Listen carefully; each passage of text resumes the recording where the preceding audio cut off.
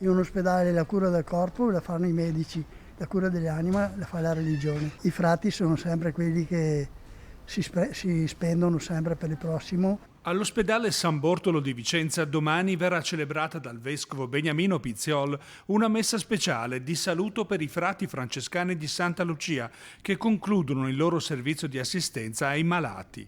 Nel giorno di Sant'Antonio, altro illustre frate francescano, il sentito e solenne ringraziamento di una comunità intera ai frati che lasceranno la struttura del San Bortolo dopo quasi 200 anni di servizio ininterrotto.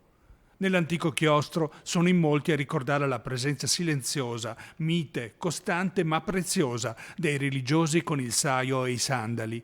Il calo delle vocazioni e la progressiva chiusura dei conventi in Veneto ha costretto ad abbandonare anche lo storico insediamento di Santa Lucia.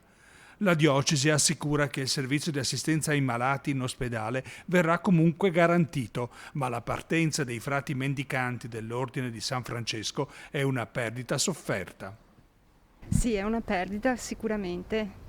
È una mancanza. Penso di sì proprio. Anche un servizio per i malati, le persone. Sì, per i malati sicuramente. Ti davano una parola di conforto quando passavano, anche se ben che sapevano che non eri proprio, però loro erano sempre cordiali, sempre aperti a darti una parola di sostegno, di forza. Faccio un grande ringraziamento per tutti quelli che hanno avuto dei benefici